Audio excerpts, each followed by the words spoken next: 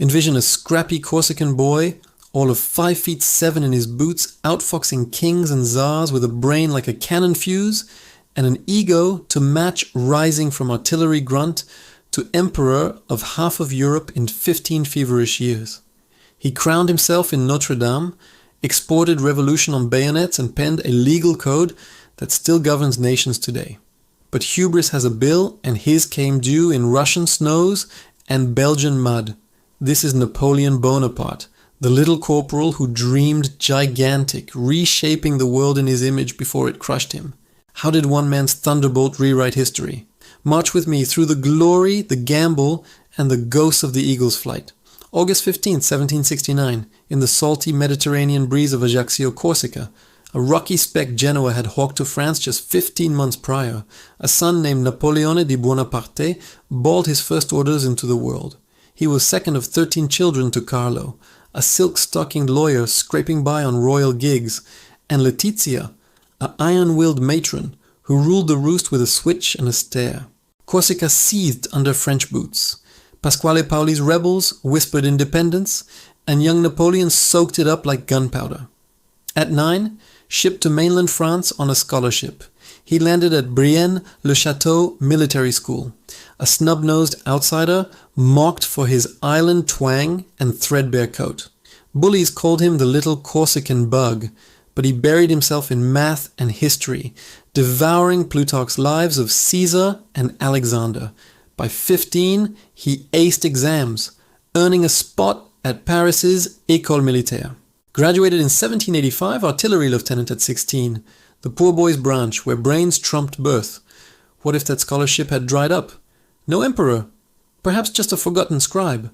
The French Revolution exploded in 1789 like a powder keg, and Napoleon lit the match. Back in Corsica, he rallied for Paoli, penning fiery pamphlets, but family ties pulled him to the Jacobins in France. Posted to Valence, he gambled on politics, jailed briefly as a suspect, then freed to shine. December the 1793 Toulon, British-backed royalists held the naval base. The ragged Republican army floundered. At 24, Napoleon, a captain on the make, sketched a plan. Stormed the forts overlooking the harbour with cannon fire. He led the charge, red shako askew, seizing key heights. Toulon fell December 17th. The nation hailed him. Promoted brigadier general overnight.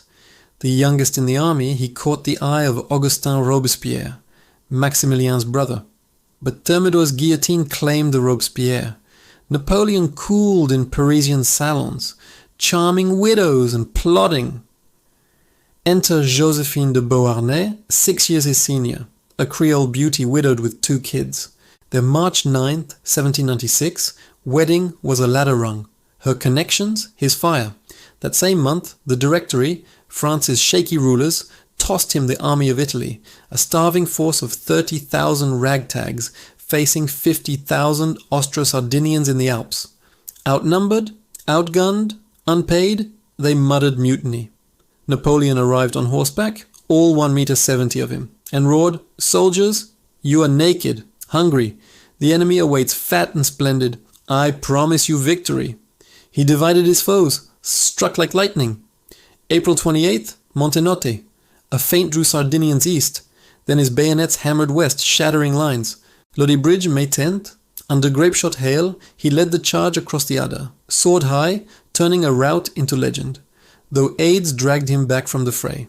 Milan fell May 15th, crowd strewing flowers.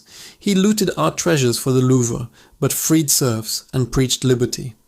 Arcole, November 1796. Knee-deep in marsh mud, Austrians entrenched. Napoleon snatched an eagle standard and plunged forward, his grenadiers following through fog and fire. Rivoli, January 1797. 20,000 French crushed 28,000 Austrians in mountain passes, Alvinci's army evaporating. By October's Treaty of Campo Formio, Austria ceded the Rhinelands. Napoleon, 28, was Europe's wunderkind, his army adoring, his legend launched. What if Lodi had drowned him? Italy stays Austrian, perhaps. Ambition veered exotic. 1798, to strike Britain's Indian lifeline, Napoleon sailed for Egypt with 35,000 scholars in tow. savants sketching obelisks amid the sand. July 24th, Battle of the Pyramids. Mamluk horsemen charged like tempests but French squares held, volleys mowing them down. Cairo yielded, Rosetta Stone unearthed. But August 1st, Nelson's fleet torched his armada at the Nile, stranded. Acre fell short in 1799, plague and Turks repelling. Napoleon slipped home, spinning triumphs. France reeled, Directory corrupt, coalitions clawing back gains. November 9th, 18 Brumaire. With brother Lucien and General Moreau, he staged a bloodless coup, dissolving the legislature at bayonet point. First consul, by December he was de facto dictator, taming brigands, building canals, selling Louisiana to fund wars. Peace of Amiens, 1802, bought breath, then war anew. December 2nd, 1804. Notre Dame's altar, under papal glare, Napoleon snatched the crown from Pius VII's hands and crowned himself Emperor of the French. Europe recoiled. Coalitions formed. 1805. Trafalgar sealed British seas, but Ulm's trap bagged 27,000 Austrians. Then Austerlitz, December 2nd, his masterpiece. Against 85,000 Russians and Austrians under Kutuzov and the two emperors, Napoleon's 73,000 Grande Armée waited on Pratzen Heights' foggy slopes. He baited them. Feign weakness on the right, invite attack on the frozen ponds below. Dawn broke. Mist lifting like revelation, the sun of Austerlitz. Allies lunged. Davout held the right with 9,000 against 40,000. Soult's corps smashed the center. French losses, 1,300 dead, 7,000 wounded. Allies, 9,000 dead, 16,000 wounded, 11,000 captured, 180 guns lost. Francis X sued for peace. Third Coalition dust.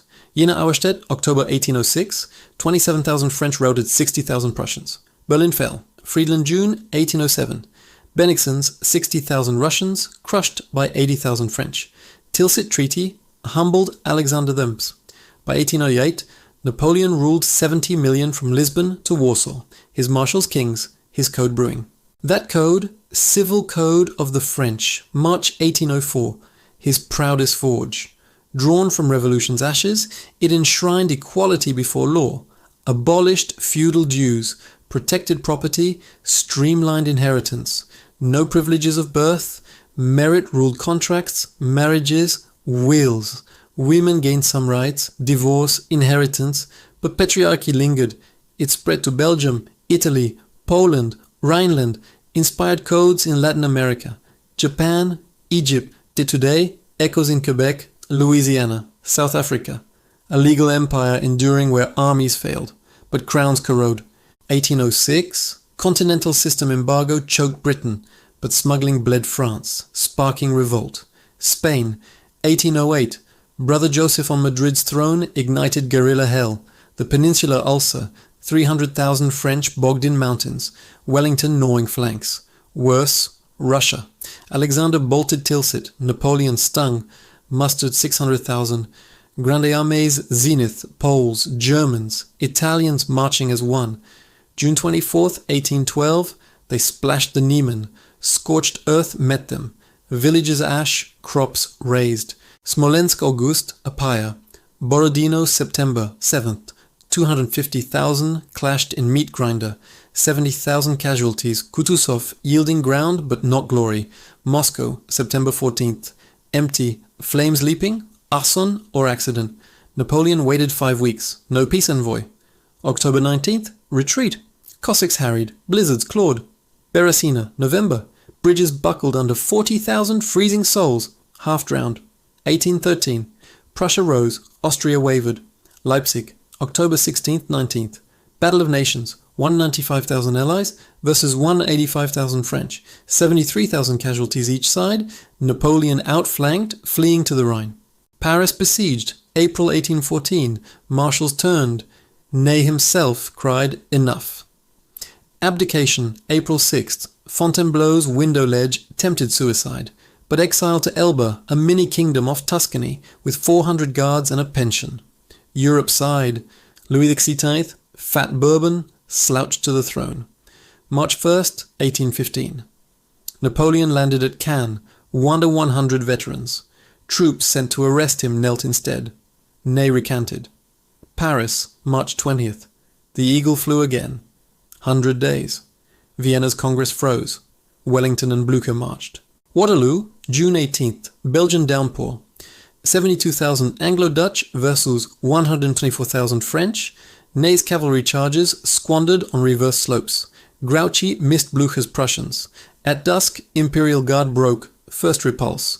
Napoleon fled to Paris. Abdicated June 22nd. HMS Bellerophon bore him to Plymouth's cheers. Then St. Helena's Rocks, 200 miles South Atlantic. Longwood House, his damp cage. Hudson Lowe, British jailer, pinched rations. Napoleon paced, dictating memoirs, plotting escapes in ink. Health crumbled, stomach pains like his father's cancer, ulcers bleeding. Arsenic rumours swirled. Wallpaper green perhaps, but autopsy May 6, 1821 confirmed. Perforated gastric ulcer, advanced carcinoma. At 5:49 p.m., May 5th, age 51, he murmured France, Army, Josephine. Slipping into legend, Napoleon's thunder remade the map.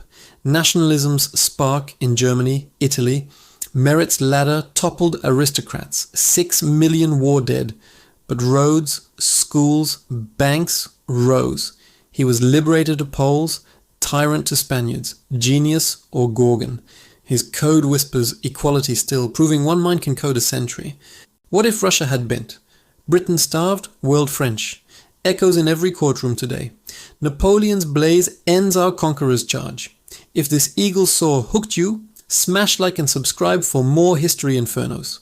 Comment, Napoleon or Alexander, who conquers your crown? Binge the playlist. Greatest Conquerors, full fury awaits. Bellon, your saga marches on.